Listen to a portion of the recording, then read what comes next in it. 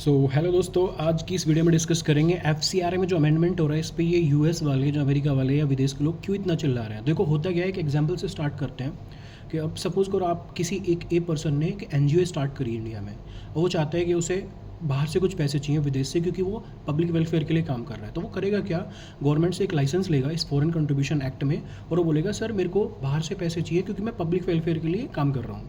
अब गवर्नमेंट भी उसको अलाउ कर देगी, गवर्नमेंट बोलेगी ठीक है आप बाहर से पैसे ले लो।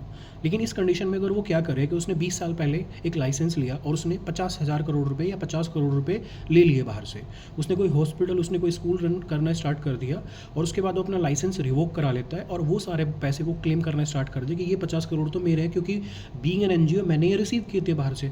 तो उस कंडीशन में जो अनजस्ट एनरिचमेंट वाली थ्योरी वो आ जाएगी, तो उसे तो फ्री में पैसे मिल गए और वो पैसे मिले थे बेसिकली वो इनडायरेक्ट इन्वेस्टमेंट होगी, डायरेक्ट इन्वेस्टमेंट तो नहीं हुई लेकिन इनडायरेक्ट इन्वेस्टमेंट, कि ऐसा करके तो बहुत सारे विदेशी लोग एनजीओ के नाम पे पैसे देंगे और कल को वो पैसे उस इंडिविजुअल के हो जाएंगे और उस इंडिविजुअल के थ्रू वो कुछ भी काम करा सकते हैं इंडिया में।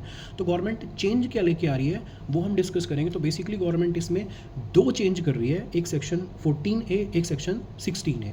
तो 14A में गवर्नमेंट क्या बोलती है कि once you have started as an NGO for the purpose of public welfare, आप पब्लिक वेलफेयर के लिए एज ए एनजीओ काम करने स्टार्ट कर देते हो और आपने लाइसेंस लिया और उस लाइसेंस के बेस पे आपने कोई भी इंटरनेशनल ग्रांट या बाहर से कोई भी पैसे ले लिए, तो उस कंडीशन में आपको वो लाइसेंस हर बार ही रिन्यू कराना पड़ेगा और आपको एज एन एनजीओ ही काम करना पड़ेगा हमेशा के लिए, इन्फिनिट पीरियड के लिए। क्योंकि जैसे ही आप अपना वो काम करना बंद कर देते हो वो पैसा आपका नहीं है, क्योंकि वो आपको डायरेक्ट आपके लिए रिसीव नहीं हुआ था, वो पब्लिक वेलफेयर के लिए से रिसीव हुआ था। तो वो जो सारा का सारा पैसा है, वो जो भी हॉस्पिटल या फिर जो भी स्कूल जो आपने रन कर रहे हो उस पैसे के थ्रू रन कर रहे हो, वो डायरेक्ट किसका हो जाएगा, अभी गवर्नमेंट का हो जाएगा।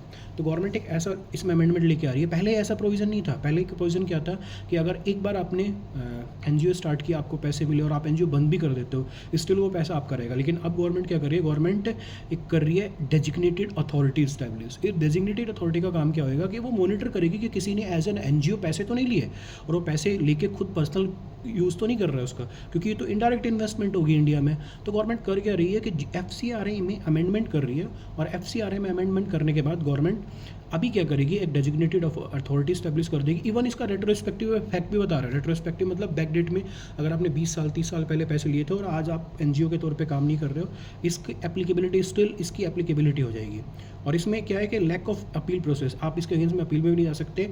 अब एक भाई साहब हैं यूएस कांग्रेसमैन क्रिस स्मिथ, तो उसने क्या बोल दिया कि भाई कि ये तो भाई डायरेक्ट अटैक हो रहा है, डायरेक्ट अटैक हो रहा है फॉरेन फंडिंग पे, क्रिश्चियनिटी पे, उसने बोल दिया डायरेक्टली।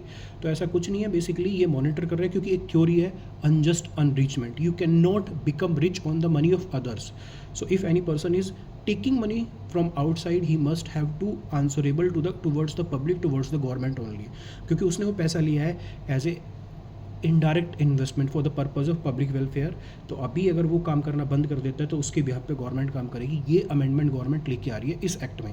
बेसिकली दो अमेंडमेंट है, सेक्शन 14A में और सेक्शन 16A में। Thank you.